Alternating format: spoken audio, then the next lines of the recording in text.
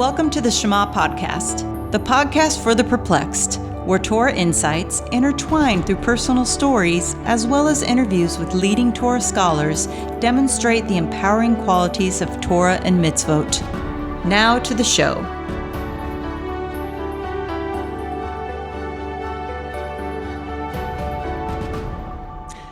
Welcome back to the Shema Podcast, my friends. The idea behind today's episode was a result of me contemplating the worldview I had up until the age of 40. I believe it's the worldview of many Jews today. And this is basically the way I looked at things. Growing up, only surrounded by either non-religious Jews or Christians who were religious, not religious. That was my surrounding. I really didn't see any distinction between them and between me and them. I mean, we all worked hard, wanted to provide for our families. Really, I think everyone wanted to do business with integrity.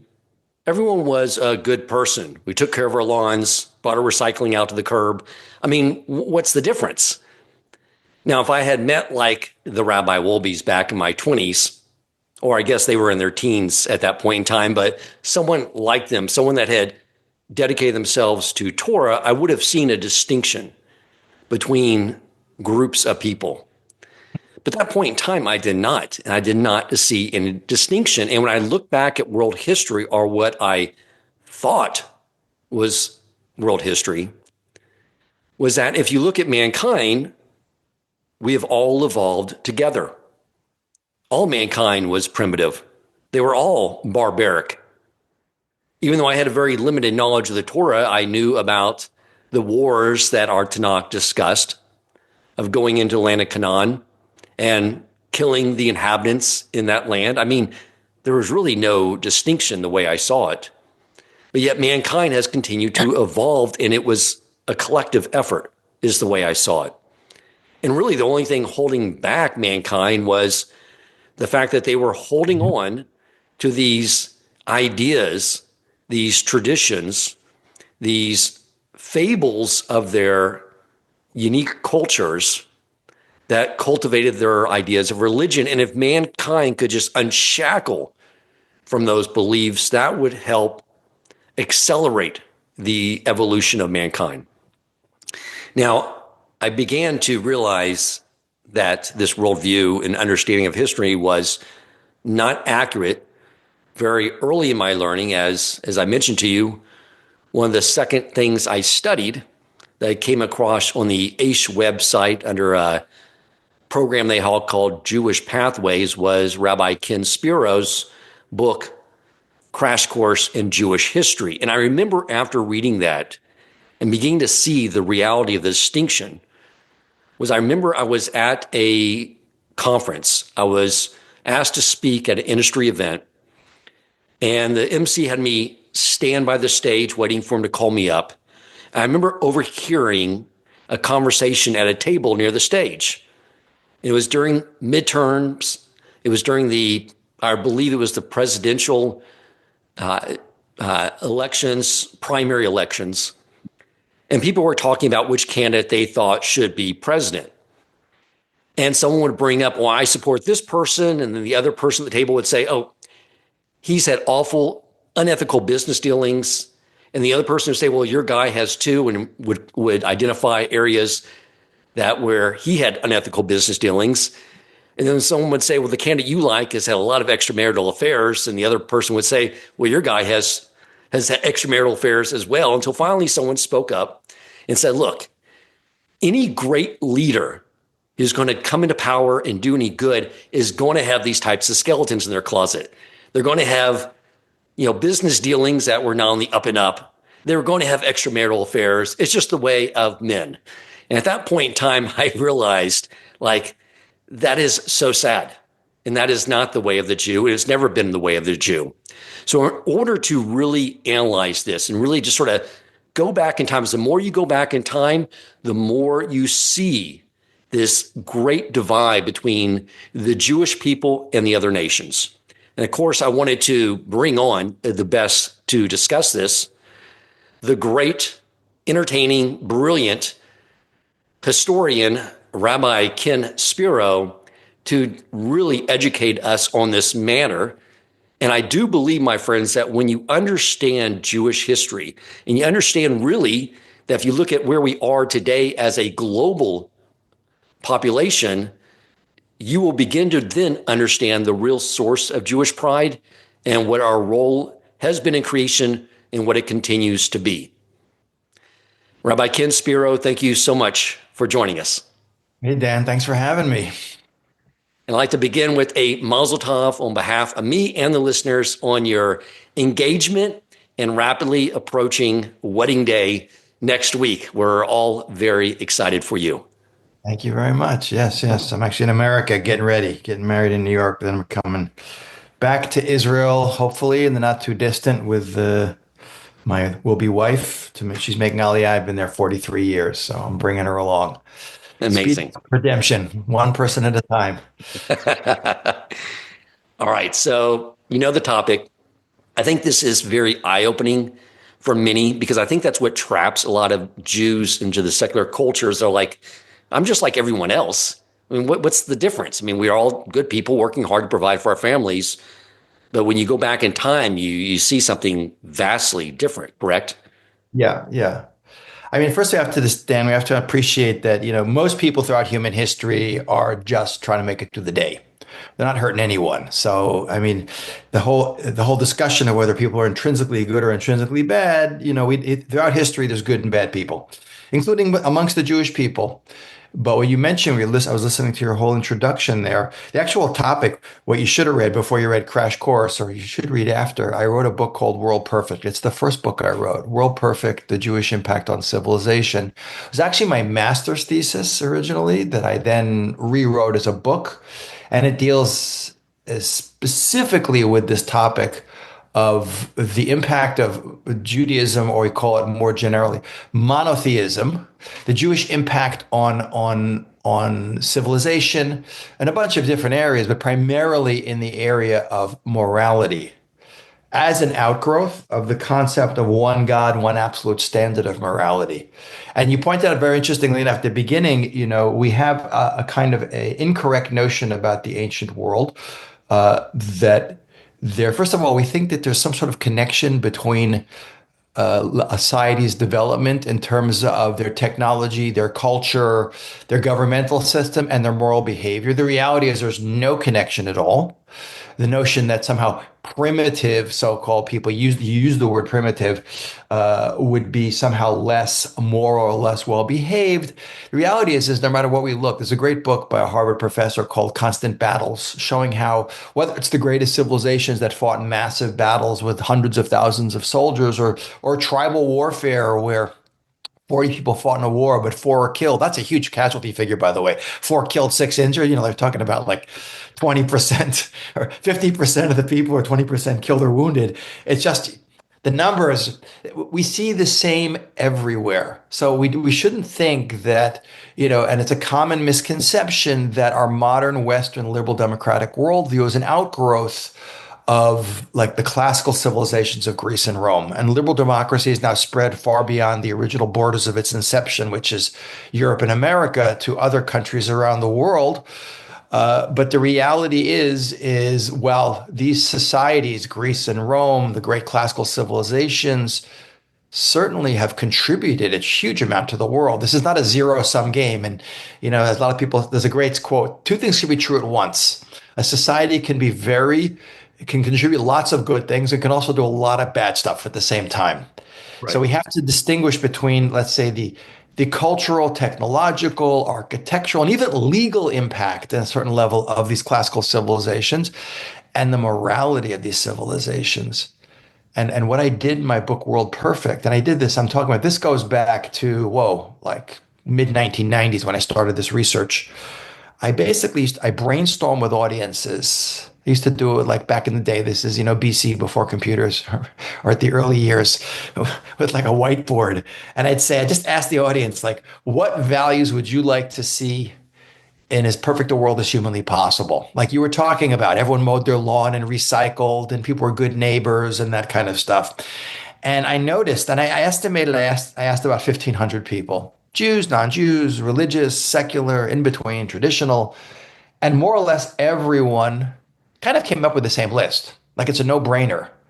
First of all, everyone came up with value of life. Like that, and without that, everything's worthless. Just slaughtering people. Equal justice doesn't matter if you're dead. And peace. We want a world of peace. We want a world of education. People are, basic fundamental literacy is a way of achieving your potential, contributing in a meaningful way to the world. The idea of equality before the law, equal justice, no institutionalized discriminatory governmental systems. And then a very broad topic, because I got so much on this. I just call it social justice, that you're proactively involved in trying to make the world a better place. And it seems to me that when you ask the average person, again, I didn't hang out so much in China and ask people that, but average Westerner, these are kind of overwhelmingly the universal values that almost seem to be innate in human consciousness. Like I always say, you buy a phone or a computer, it comes with an operating system. Like this is the basic programming that we are born with. So that's the question that you were kind of dancing around when you were doing introduction. Like, are these values innate or not? Are people basically all the same? Now you could argue like, people are basically people. We all have a soul. We all have desires. That's a universal thing. We all have drives and needs. But the impact of society on how people organize themselves and behaved amongst themselves is really quite shocking. And this was the big eye opener. Like you said, I was raised sort of believing, I had a minimal Jewish education, which I found basically irrelevant after school, Hebrew school. And I basically believed, as was taught kind of universally in Western education back when I was at school 1,000 years ago, that we are who we are because of the values of classical civilization, and kind of the modern liberal democracy is a byproduct of sort of sequestering the separation of church and state, so to speak, the separation of religion from government, because religion could be very dangerous and corrupt institution, which it can be, like all institutions. And therefore, when Western liberal democracy is able to take the great principles of classical civilizations, of Roman law and Greek thought, and push the religion aside, we have this period, we went from the classical civilizations to the Dark Ages, medieval Europe, when the church was very powerful and extremely influential and was the great unifying force of Europe. And then with the Renaissance, we started to move away from that, the more humanizing, of our worldview. And then we get to the Age of Enlightenment, the Age of Reason, when science and rational thought now can trump, religion and superstition and oppression and the primitive governmental systems that were feudal or hierarchical, Right. like when all was finally pushed aside, we get our modern world. And the reality is that's not true on a lot of different levels. And Right. the reality, Explain that. and that's really what I discovered when I was writing, when I did my research on WorldPerfect. And please God, in the course of our conversation, I'll give you some really good examples of that one. I mean, we know from Nazi Germany that they were a very cultured, well-educated society, and we know that didn't divorce them from the absolute worst cruelty ever by mankind. But sort of break this down. If we were to go back in time, going back to Mount Sinai, the Jewish people are when they first went into Israel and established themselves as a nation, and you were to compare and contrast these nations from one another, talk about that between us and other nations. And I will share, like one of the things I shared with Rabbi Spiro originally on why I wanted to do this is I came across a show on Vikings and I quickly turned it off because I realized I need to basically increase the filter on my Netflix subscription. But their culture was rape and pillage. And it was so weird because I was watching it and you're sort of like supporting the hero, but the hero is like the worst person in the world. And that's what just gave me this idea of doing this. But yeah, do that for us if you would. Just sort of compare and contrast these different nations. Sure, sure. So first of all, you start out with a great statement about, if anything we could say about, people always ask the Holocaust, the mechanized mass murder of 6 million people. Where was God during the Holocaust? Not a topic for our discussion now. But the real question you have to ask is, if anything the Holocaust did prove was the failure of enlightened liberal democratic society to create a better world, because Germany was the most culturally, technologically, and even one of the most governmentally advanced systems in the world. And what did they use all of that for? A dictator seizes control and uses it to perpetrate, the greatest, slaughter of any people on the planet Earth on a scale we've never seen before, making what would seem to be inconceivable conceivable, like factories for death. So for sure, that is one of the great lessons. Not that enlightened society is necessarily that way, but human beings on their own, with all their technology and culture, do not. History shows this. That's the beauty of history, Dan. There's a great line by Lord Bolingbroke, a British lord. He said, "History is philosophy teaching by example." You can hypothesize about how the human mind and reason and technology will create a better world, and it can. Technology is neutral. The human mind is neutral, can create very bad ideas and there's nothing intrinsic about progress being better. Progress can give us modern medical technology and all kinds of great stuff, and progress can give us Auschwitz. So you're right about that. And you're also right about what you said about the Vikings show. And I know exactly. That was the show Vikings.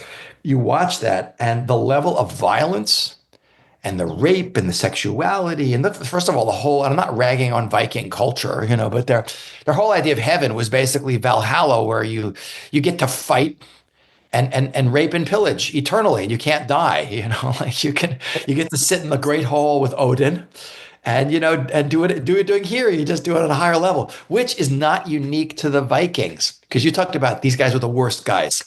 So when you look at when we look at, it's not just the Vikings. The people are really into Viking shows now. It's become very like cool to talk about Vikings, and again, the Vikings are a great example. They're the first people to actually discover America before Christopher Columbus. And they definitely had certain. We get our days of the week from them. Moon Day, Right. Yeah. Woden's Day, Thor's Day, Freya's Day. They have not confusions. Interesting.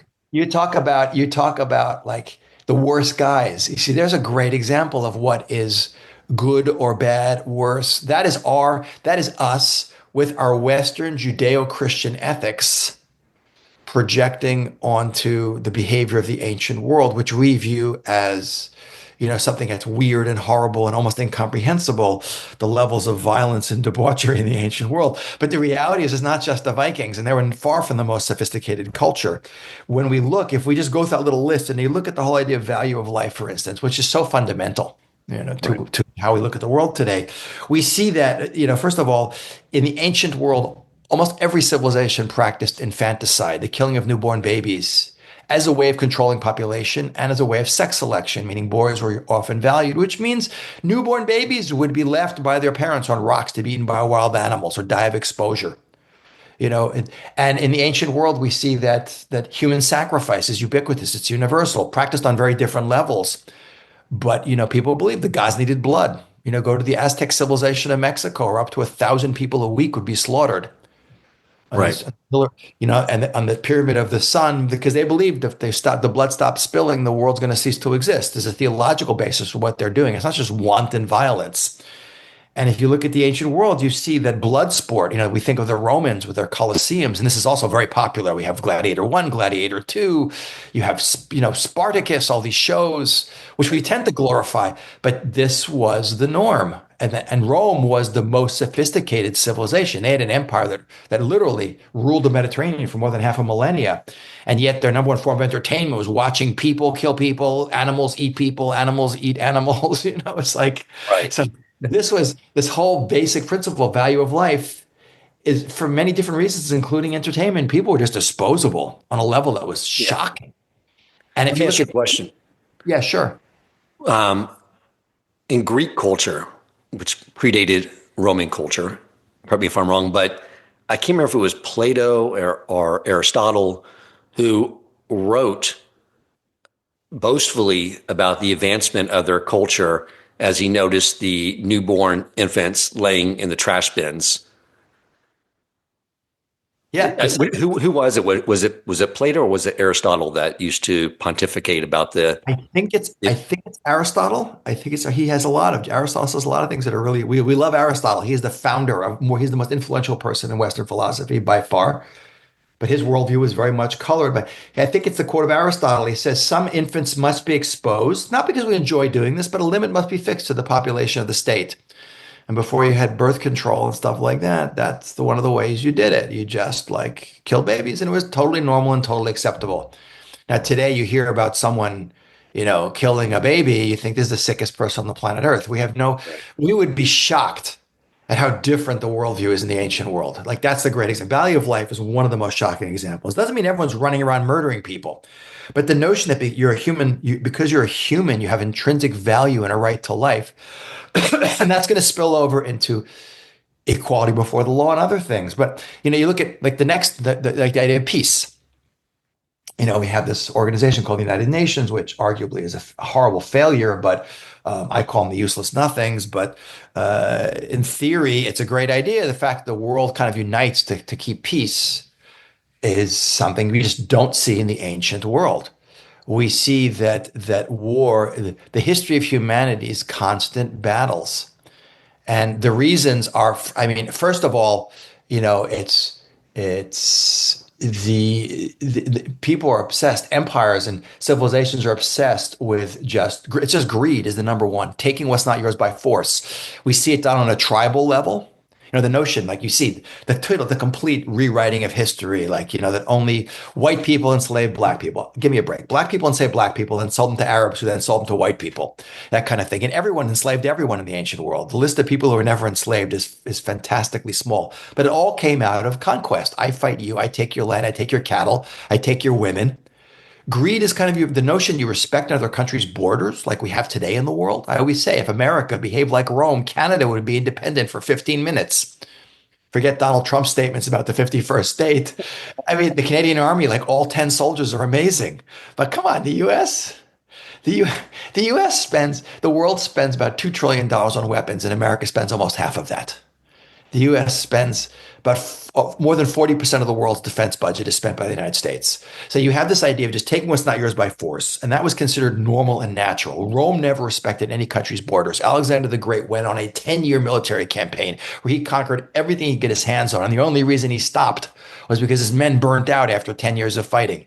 The Mongols would have taken all of Europe out to Spain had not, the leader of the Mongols had died, and they had to go and have their conclave, like we elect the Pope back in Mongolia to elect the new, Khan, the new Khan kind of thing. This is totally normal in all civilizations, whether primitive tribal civilizations or vast empires. You don't have this concept of peace unless you're taking a break to rearm and fight again. So again, classic example. Yeah. So it's basically it's their only way of economic gain, of growing their nation's GDP, was you take something from someone else. It's part of it, but also, like you talk about the Vikings, glorification. It's not just the Vikings. You notice they will sing about you in the halls of Valhalla. You always talk about Ragnar Northbrok. Whatever. These are real people, by the way. The Viking shows got it all messed up, and they fictionalized a lot of it. But the greatest honor, all the heroes of classical literature, where it's Achilles, it's Hector, it's Paris, it's Priam. These are all they're warriors. They glorify he gets the honor, the power, and the glory when he's alive, and he becomes a legend after he's dead. And you can see in all these shows, they will sing about you forever. How do you get your immortality? Right. Through what you conquer, that kind of thing. So it wasn't just economic gain. This is how a man achieved great honor, was by his ability to go out and slaughter and kill and take what he wanted. Yeah. Conquest was normal, not that conquer was a sign of weakness. It was considered, you could see Greeks writing about, that this is war is in the mind of the poet, like the chief business of men from youth to age. It's like the thing that guys did. You have whole cultures like Sparta, which was completely militarized culture. The economy, men just fought, those who survived adulthood, and the rest of the economy was slave based. So this notion of peace and getting along, and doesn't mean that everyone was killing their neighbors. No, you had to have. We make this big mistake. You go through. We think that law and morality go together. They don't. Any culture that doesn't want anarchy, whether it's a written legal system, which is very rare in the ancient world, most cultures had, oral things. There's rules of all the most primitive societies where people run around with no clothes in the South Pacific have very clear rules about how you can behave in terms of relationship between men and women and families and property, because if you don't, you have anarchy. But again, it's like, I have culture, therefore I have morality. No, you don't. You can be very cultured and very immoral like the Nazis. I have laws, therefore I have morality. No, you can have an extremely law and order society like ancient Rome or Nazi Germany. Germans are really into law and order, culturally, and they can be extremely brutal. This is not dealing with the fundamental issue. Same thing with education, by the way. Every Western liberal democracy and every country in the world pretty much that has any development has free public school. Because it's like, I want my people to be educated, It's shocking that up until about 500 years ago, the average rate of literacy was 1 in 1,000 people could read. Right.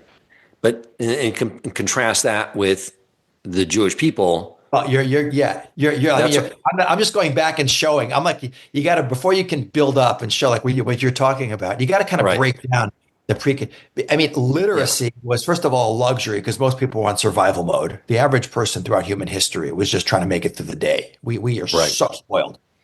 You walk into a supermarket, and if you brought a person from 1,000 years into a supermarket, they would faint. When I was a graduate student in Moscow in the 1980s, I showed pictures of American supermarkets, and these communist Russians couldn't believe it. They thought it was made up propaganda. Yeah, I remember the story of Gorbachev coming and meeting with Reagan, and that was what sort of broke down the Soviet Union was when he saw a grocery store. Like, how do you guys do this? Exactly.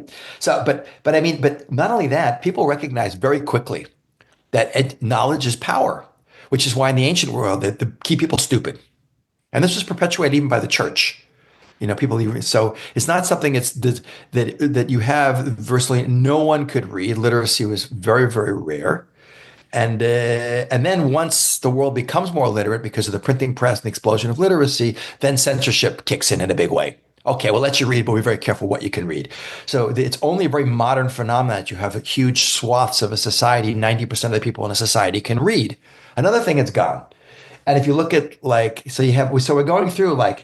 going through, value of life, peace, education, equal justice, Right. We see that societies, by the way, the more egalitarian cultures that I can see, I'm not an anthropologist, but the more tribal societies tend to be more egalitarian. It's when you get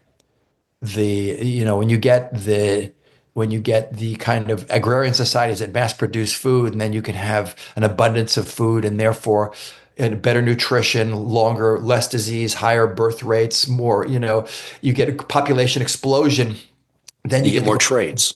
You get the growth of cities and population explodes. And then once you get cities and you have fields of wheat, not everyone's necessarily farming. And this goes up and down. In medieval Europe, far more people were agrarian. Then in Rome, the city of Rome had a fantastically larger population than Rome 1,000 years ago, because the whole infrastructure broke down and people had to migrate back out to the the rural living just to survive. But once you get cities, you get growth of population and stratification and specification in society. You get artisans and craftsmen and warriors and priests and soldiers and, all kinds of. But and then you need more complicated infrastructure. You need infrastructure for, food and sanitation and water, but you also need more. That's when you get legal codes coming out of these kind of societies that are, but it's all the same thing. And as a matter of fact, I would say in the more sophisticated cultures, you tend to get even more stratified, more unjust situations where the vast majority of people you go to ancient Greece and ancient Rome, most people are peasants. Many societies are slave-based, like medieval Europe. It's a feudal system where the average person really has no rights and owns nothing and is kind of the property of the nobility on whose land he's farming. But you have institutionalized inequality throughout most of history. That is the norm. And to think that Rome, because it had a great legal system, and the ancient Babylonians had a legal system, because you can't have anarchy But to think that that somehow by itself will create equality before the law is simply not true. You have institutionalized inequality. In the case of even feudal Europe of 1,000 years ago, you have a very teeny minority of people who all own everything and are above the law, and everyone else is at their mercy and has little or no rights. So that basic value, equality before the law, which is the foundation of Western liberal democracy, basically absent too. So boom, boom, boom, just going through all these things, and we're seeing. And the last one, just to touch on, then I'll let we go switch it over, is the idea of social responsibility, like taking care of the world. Today, government will take care of people who are down and out. You have food programs and housing, and none of that exists in the ancient world. And we have international social responsibility. You have International Monetary Fund and United Nations peacekeeping forces, and you have volunteer organizations and the World Bank and, Doctors Without Borders and, Human Rights Watch and all these people monitoring and helping. And I always say, can you imagine asking the Romans for a peacekeeping force? You just, Right. like I'm saying, today we hear about Greece and Rome. Trust me, Dan, that 2,000 years ago, if you heard the Romans were coming to town or Alexander the Great was on his way, you were freaking out in panic. This was Right. not something. First, they'd rape and pillage, and then they'd subjugate. And then if you just played by their rules, paid their taxes, and recognized that they ruled, they'd let you live and get on with it. Which doesn't mean there wasn't sophisticated. It's not a zero-sum game here. You had great ideas and technology coming out of the ancient world. Most people are just trying to survive. But the basic moral furniture of the human mind, as the great historian Paul Johnson used to say, is not a byproduct of these civilizations. And therefore, as you started out in the beginning talking about, most of our conception of where we come and where we got it from is, I guess, not a zero-sum game. We got a lot of great stuff from these cultures. But the basic, our moral, ethical, spiritual framework does not come from the Greeks, the Romans, the ancient Egyptians, the Chinese, none of that stuff. That's where the teeny tiny Jewish people come in and have our own little empire, or our giant empire. So let me ask you this. The common person throughout history who just wanted to, provide for his family, wasn't aggressively trying to harm anyone. Was there a level of dependency on their morality based off the economic conditions? Meaning, if economic conditions became scarce, did their ideas of right and wrong change? Because I see, I was talking in the economics class I teach. We're going over government debt, implicit cost, and when you add them all up, the government debt, 36 trillion plus the implicit liabilities of Medicare and Social Security, it's like $120 trillion. And they're like, well, what happens if the U.S. government can't fix that? Because I was like, that's when we go to Israel. Because when there's economic decline, a lot of people's definition of what's right and wrong starts to change a little bit. And usually the Jews get targeted in those situations. But to me, that's something too throughout history. When there's prosperity, people are much better to one another. But when there's people who are lacking things, those ideas change. For sure. You're 100% right. You see it. Throughout history. With the breakdown of the Roman Empire in the West in 475 CE. Obviously, what different things will evolve out of that, the feudal system and the church. But there's no question. You're going to a deeper question, which is what decides the morality, and it's not based on an absolute standard. It can be very pragmatic. For instance, in the feudal system of Europe, which is an outgrowth of the collapse of the Roman Empire, something's got to replace it. The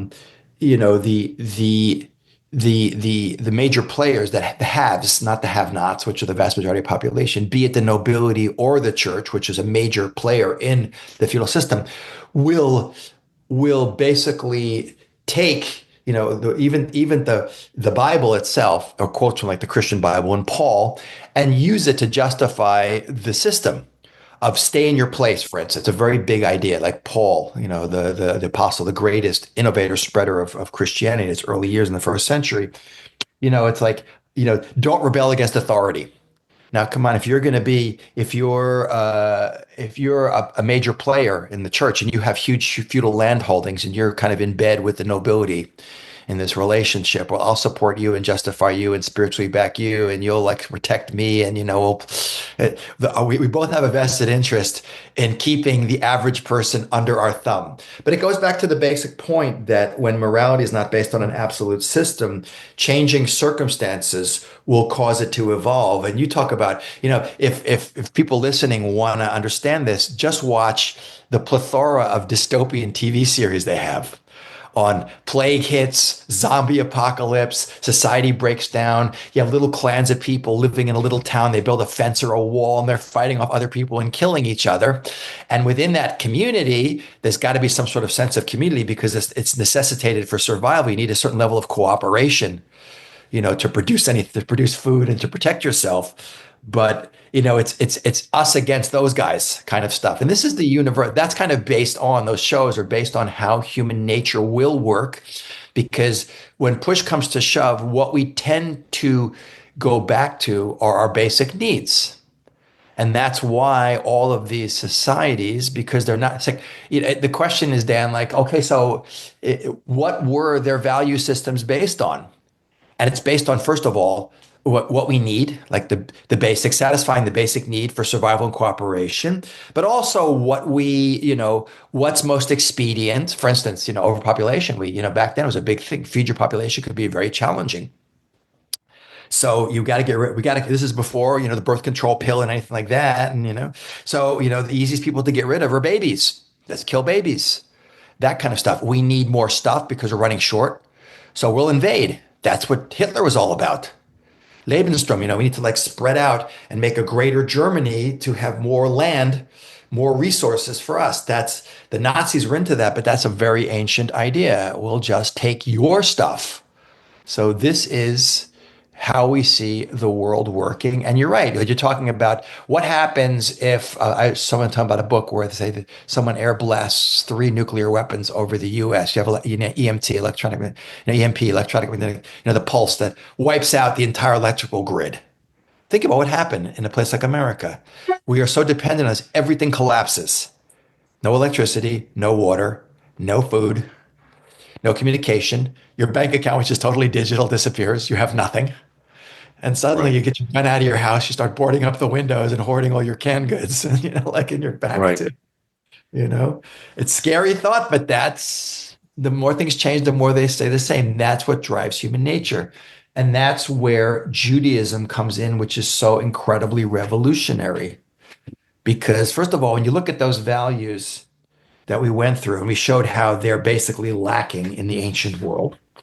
And then we look at what Judaism says about those values. We see that our kind of Western worldview is in line with the Jewish worldview because it seeped into the collective consciousness of not just the Western world, but most of the world directly and often indirectly through Judaism and the impact of Judaism, let's say on the creation of Christianity, which is a direct offshoot, which incorporates in the Christian Bible, is literally like lifted. It's a continuation of the Hebrew Bible, and nothing that is said pretty much in the New Testament, so to speak, is not just a rephrasing of what was said earlier by the prophets of the Hebrew Bible. And you can see that the whole notion of Judaism brings in this idea, like the 10 Commandments, which are all in the Supreme Court doors, the chambers of the Supreme Court Right. have the tablets on them. Don't murder. It's not don't kill, by the way. Judaism is not pacifist. Sometimes you got to kill evil. Sometimes you got to go to war to protect yourself. But not that human life has intrinsic value is a Jewish concept that you can't kill. You can't kill babies. You don't kill people for entertainment. God doesn't need human blood. Wow, that is incredibly innovative.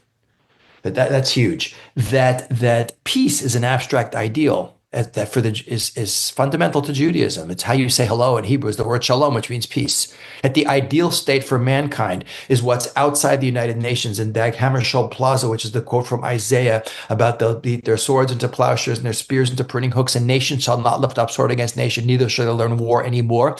If you read that to the Romans 2,000 years ago, they would have needed Prozac. That's how depressed they would have been. Because their idea of peace is we conquer and suppress everyone, and then we got peace. Right. That equal justice that we're that All human beings are created in the image of God, and there's a fundamental equality that you have to pursue justice. I mean, it is so the Jewish laws. We just read them in the weekly Torah readings about the importance of how you treat your fellow human being, and that not taking bribes, and and the importance of justice, and setting up a legal system that is based on absolute principles that must be meted out equally to everyone, that no one is above the law, that a king of Israel had to walk around with a mini Torah scroll attached to his arm, because it says in the book of Deuteronomy, so he will learn to fear the Lord his God and keep all the words of his Torah and do its statutes. That the king has to know as a king of kings. No, you don't use God to justify your oppression by misreading his book. You recognize that God gave us basic rights. We're all made in his image, and we have to treat each other equally. There's a system of laws that's immutable. Education, that you have to be educated.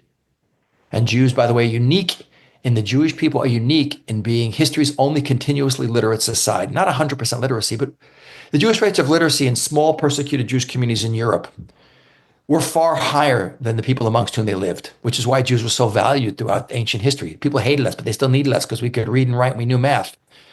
That kind of stuff. This is because it goes back to the notion that you have to be educated, because, as it's the famous statement of the rabbis, that an ignorant person can't be righteous. Ignorance is the most dangerous thing in the world. That's why totalitarian regimes like to keep you that way, because they can control you.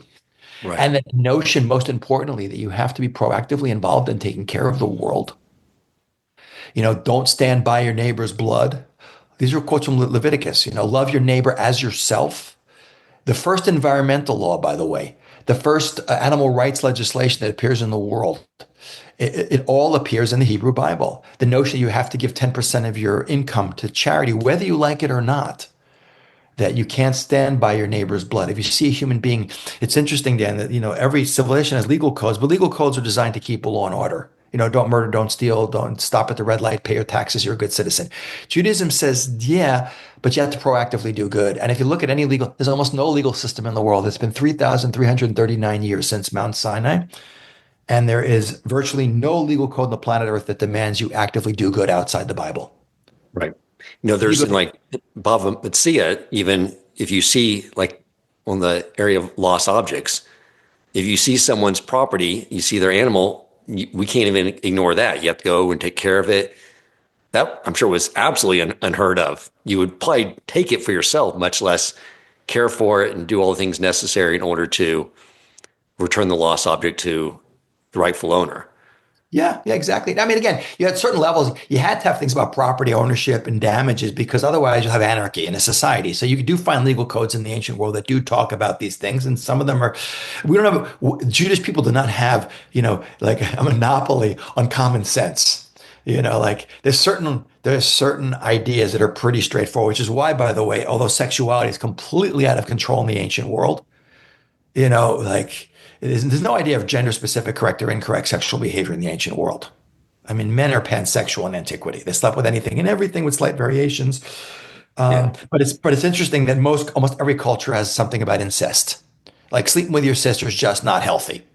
That's kind of like stealing from your neighbor just ain't going to work, because you're going to steal from him. Before long, it's going to be murder and rape, and everything's going to fall apart. So there's a certain level of practicality, but what brings us out of that level of just keeping enough law and order so that things don't fall apart, versus creating a world where people care and are good neighbors and take care of the world and try and make it a better place and are altruistic in their thinking, is overwhelmingly a byproduct of the Jewish people. Can I read you an interesting quote? I just want to read you. This is a quote from Paul Johnson. It's such a great quote. He passed away like a year and a half ago, but this is in his book, A History of the Jews. He says, one way of summing up 4,000 years of Jewish history is to ask ourselves, what would have happened to the human race if Abraham had not been a man of great sagacity? That means to be sage-like, wise, or clever. Or if he had stayed in Ur, Iraq, and kept his higher notions to himself, and no specific Jewish people would have come into being. He says, certainly the world without the Jews would have been a radically different place. Humanity might eventually have stumbled upon all the Jewish insights, but we cannot be sure.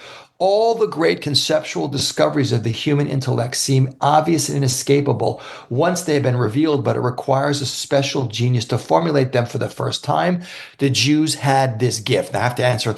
He's saying the Jews formulated this. What Judaism would say is no, the creator of the universe gave us these ideas.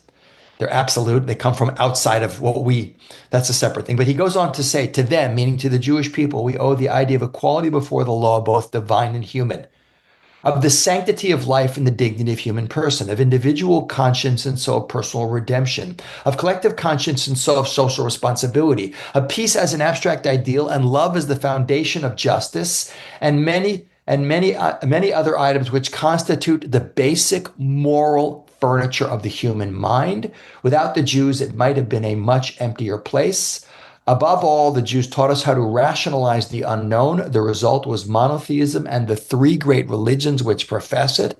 It is almost beyond our capacity to imagine how the world would have fared if they had never emerged. That's wow.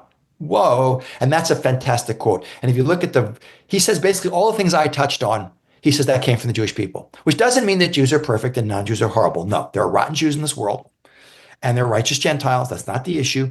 But this basic moral furniture comes overwhelmingly from the Jews. And what it comes from, because the most important Jewish contribution to the world is not value of life, peace, social justice, education, and proactive social responsibility. It's ethical monotheism. The notion of one God and one absolute standard of morality, that what is right and wrong, good and evil, is not a popularity contest. God doesn't care what you think is correct behavior. He gives you the rules and you have to meet it out. You don't stand by and let him, punish and reward. That's humanity's job, is take responsibility for the world that he put us in and created for us. But the system is immutable. It can be adapted as technology and the moral and systems change. It's a flexible system, which is based on principles that can be adapted to deal with changing circumstances of technology and as culture evolves. How do you deal with artificial insemination and AI and things like that? And morality halacha, which is the word for Jewish law, deals with that.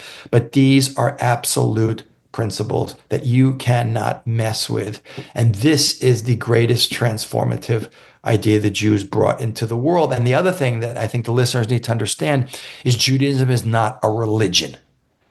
It is in the classical way. It's not just about how we relate to this spiritual entity, which is what we think of religion.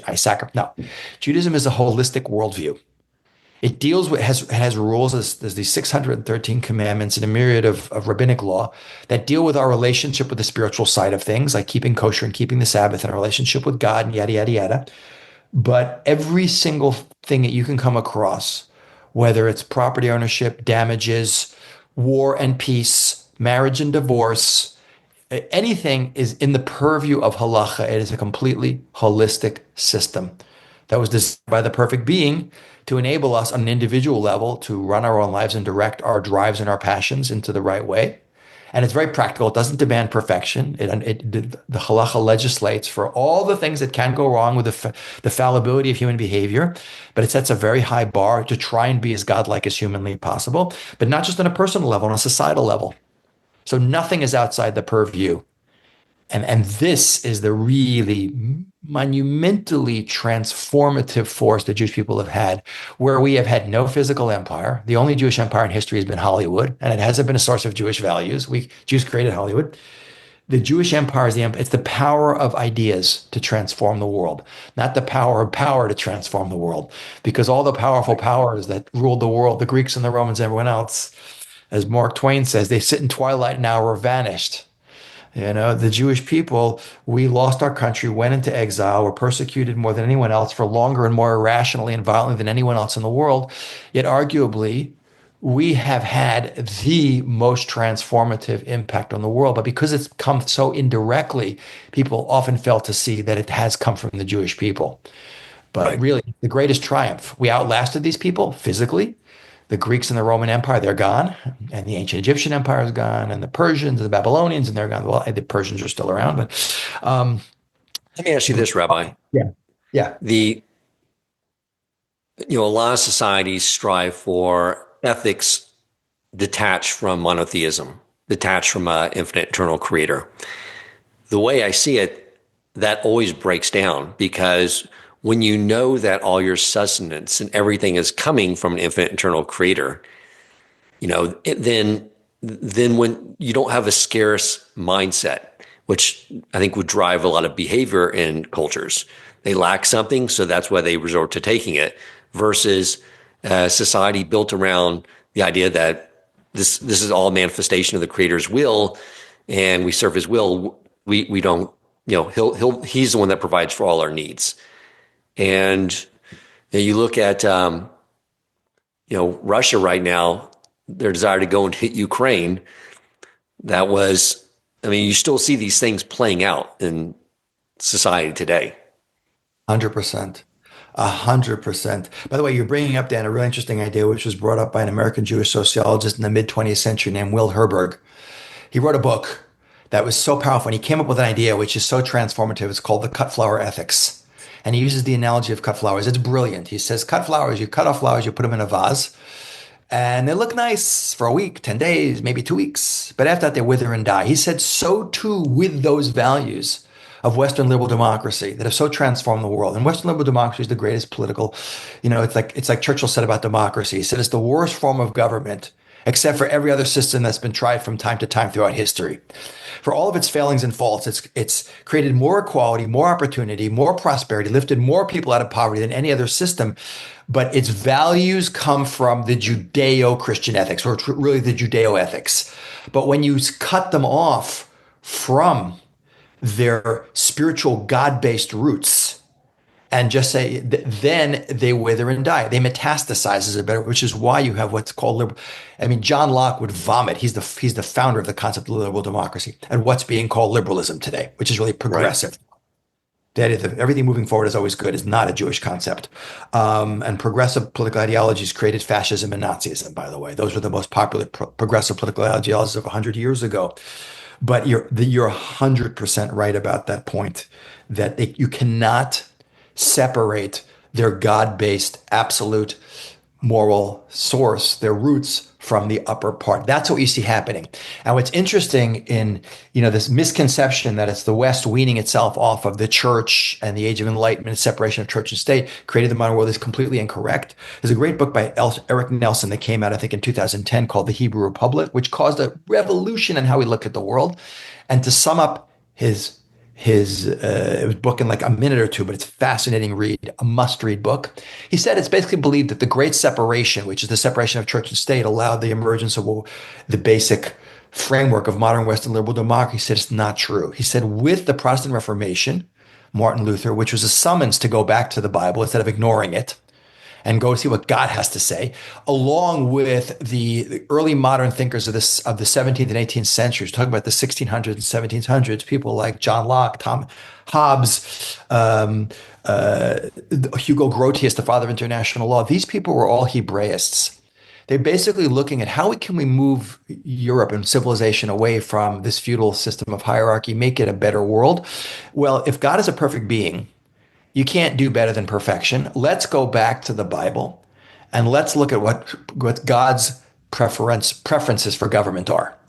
And they approach the Bible not so much as a theological work of religion, but as a work of a governmental blueprint. And unlike the modern evangelical fundamentalists who are literal scripturalists who only read the text of the Bible, these guys understood that Jewish law is not learned from the written law, it's learned from the oral law.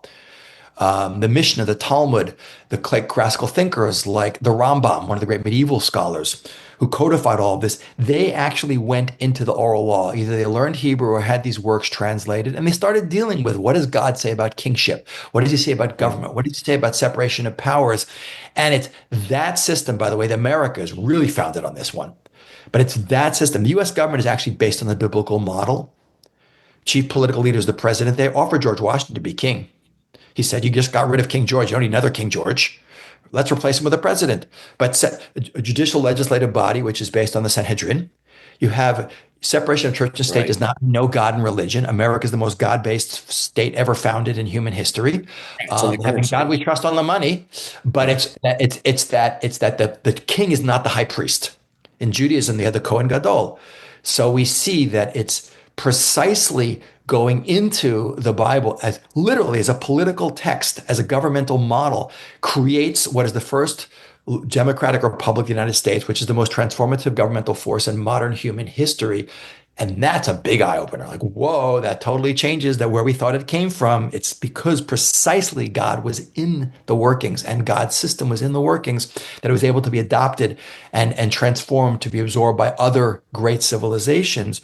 But what has happened is in more modern, as Will Herbert saw in 1952 when he wrote this book, that process of distancing government from God is created, metastasized into a world that is absolutely wacky with nothing. You can't know anything's right or wrong. You can't define what a man is or a woman is.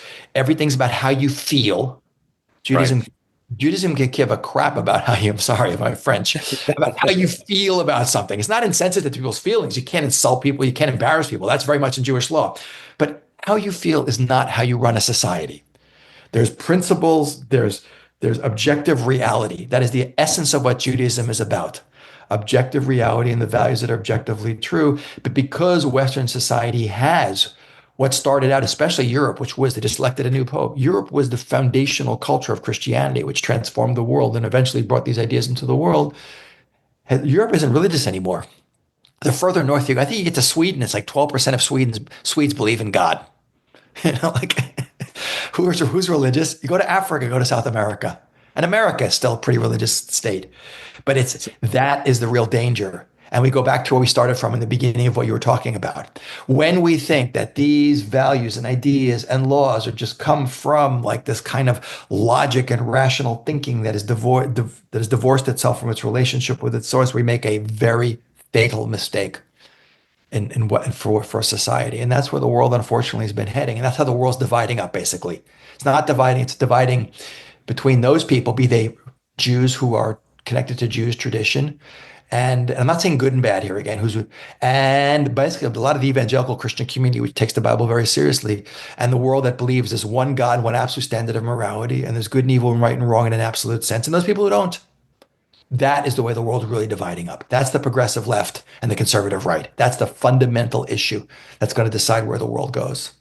Right. Right. You're correct. And when the more you see this attempt to bifurcate these two areas, especially like in these European countries, the more you see the decay of their societies. Yeah. But not only that, you can see Europe, for instance, is losing out in a big way. A, because they've cut them off from their own Judeo-Christian ethics, and B, because they're letting into their country, they become super universalistic. Like not only do we not value our own culture and our origins and our faith, we actually hate ourselves for being the oppressors. We bought the lie that we're the oppressors. I mean, European civilization did some horrible stuff. Colonial Europe was not a nice thing. But this is not unique. This is all of human history and all of human civilization. It was the Mongols and the Chinese and the Japanese. They all did it just as much. And the Zulu, everyone did this. But we don't value who we are and we feel guilty about it. You know, a nation that doesn't value its past has no right to dream about its future. And we're letting in millions of the most particularist people who are Muslims, who are religious. And not all Muslims are horrible and evil. I'm not saying that. But these are people who believe very much in a God-based worldview, which is their God-based worldview. And they openly say that we're just going to outbreed you and take you over because you've given up and we have not. And we have a worldview which demands, and this is a whole discussion on Islamic worldview, which is not radical Islam, but mainstream Islam has a very deterministic worldview. There's a God who runs the world and the whole world, and Muhammad's the final prophet, and the world's going to be divided between the world of Islam and the world of war. And Europe is the world of war, Dar al-Harb. And it's just a matter of time where either we will either demographically outbreed you, or we'll just take you over another way. So that's a dangerous combination. To have very particularistic people who believe in their way of life and are very into who they are and what their vision is, versus people who don't believe in the way of life except being comfortable. Decadence is the killer of empires. Way before the foreign force comes and overruns way before the Vandals and the Visigoths and the Ostrogoths overran the Roman Empire, Rome had already committed suicide with no birth rates.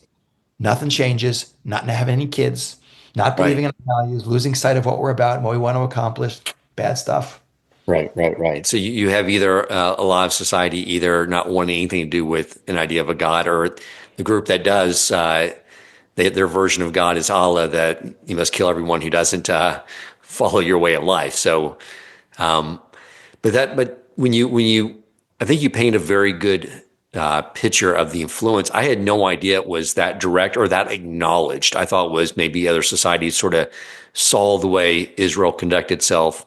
I didn't realize they were actually looking into our old Torah, to our Talmud, and that actually became the blueprint for a lot of basically for Western society.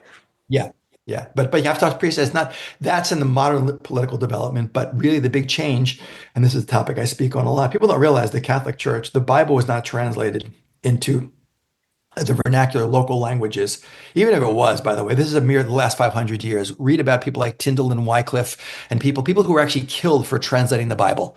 The Bible was in, remember, the Christian Bible contains the Jewish Bible. It was the Vulgate. The Vulgate is the Latin translation of the Septuagint, the Greek translation of the Bible, basically. First of all, no one had books. No one could read books. But the number one book on the Catholic Church's list of index of books you weren't allowed to have access to was the Bible. And people would say, What? What do you mean? The Bible is the foundation of Christianity. They would selectively read quotes in Latin out of it that no one understood they were talking about. So the influence of the Bible as the foundational transformative force does not kick off until you get to the Protestant Reformation, which happens to correspond a century earlier with the creation of the printing press.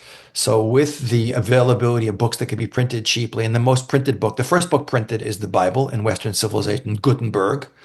The Bible, by the way, sells up, I think, 4,000 to 6,000 copies an hour, 24 hours a day, 7 days a week, 365 days a year. So once the Bible in the last few hundred years starts to get out there and people can start reading it and the rates of literacy go up, even before it's concurrent with the governmental thing. It's not as they're not separate, but with the people like Hobbes and Locke and Grotius and Selden and all these philosophers, combined with people just looking at the Bible as a moral tenet. Like, what does the Bible say? Okay, love your neighbor as yourself, be righteous. Even if they didn't lack the understanding that Judaism has, that no statement in the Bible goes without it, the specific explanation. When it says love your neighbor as yourself, there's massive rabbinic discussion on what that means practically. It doesn't mean just hug everyone, walk around with a smiley button and wave to people. Right. I mean, so, yeah. But it's starting to just absorb the notion that there's a God and there's reward and punishment, good and evil, and right and wrong in an absolute sense. Combine that with the governmental impact that as we talked about of the Hebrew Republic, so to speak, that creates the best possible system that the world can adapt. It's not just it's the moral values, people walking around with an idea that there is a right and wrong, there is a good and evil, and there's reward and punishment, and I'm going to pay the consequences of the misbehavior. Even if Judaism says you're not supposed to behave based on reward and punishment, but that's the lowest level, but at least that keeps things stable and keeps people behaving properly. You're supposed to be righteous because God is righteous. But all this put together is one of the great misunderstood stories of human history, and the real empire of the Jewish people is not the physical one, but the transformative impact of our ideas, often indirectly brought to the world by whether it's modern liberal democracy or Christianity onto human consciousness. Amazing. Thank you so much. Anything else you want to add to this subject before we? I mean, no, except first of all, I highly recommend reading WorldPerfect, the book, because I really go into it in detail. You don't really appreciate that. Okay. I'll put that in the show notes. Absolutely. But that this is the thing that we Jews have to appreciate. And for people listening, oh, that's great. It's beautiful. But the one thing to close on is in a world that has moved away from God and is so confused about such basic, obvious, even biological truths, it has always been the Jewish people's job not to convert, not to conquer, but to be humanity's role model. And how do we do that? It's by living and acting in a way that inspires other people. I always have the quote I love is, we all know the quote, imitation is the highest form of flattery. It's like people copy you. They even don't like you. They're copying you. It means that they respect what you're doing. They know it's the right thing to do. I say imitation is the highest form of flattery. I say this is the shortest class you ever got on liberal democracy and Christianity. If it wasn't for us doing it right, often in the worst, most difficult circumstances, exiled and persecuted, the world would not be here today. But for those of us today who see how we've transformed the world and see how much the world is a rudderless ship that needs direction, we have to recognize that you can't represent the Jewish people till you know what the Jewish people represents. That we have to The world is not going to leave the Jewish people and the Jewish state alone until we finish the job that Abraham started thousands of years ago of being that role model for humanity. But you have to be educated as a Jew to do that. You can't just feel. I think that Judaism is about social justice. Social justice is something Judaism brought into the world, but Judaism is not just social justice. It's a holistic system. And my big call is that people have to have some Jewish pride and people have to be educated. Jews have to invest in understanding the beauty. Not God doesn't need us to do anything for him. He gave us a system that enables us to fulfill our potential, be happy as individuals and collectively, and create a world that is the best run world humanly possible. And that's the Jewish people's one and only responsibility, to learn that system, live by that system individually and collectively, and lead by example. And when we start to do that, the world will line up behind us and stop fighting against us, but support us. And that's really what our mission is in the world. That's the great calling of the Jewish people. That's the great vision of the prophet Isaiah. Can't think of a better way to close out that conversation than with those words, Rabbi Spiro. So thank you so much for coming on the show. Thank you, Dan, for having me. Thank you for listening, and if you enjoyed the episode and found it meaningful, please take a moment to rate, review, and share the podcast. To share feedback, suggest future topics, or ask questions for the host or his guests, you can email him at shamapodcastshow@gmail.com. That is shamapodcastshow@gmail.com, or click the show notes to join the growing WhatsApp community.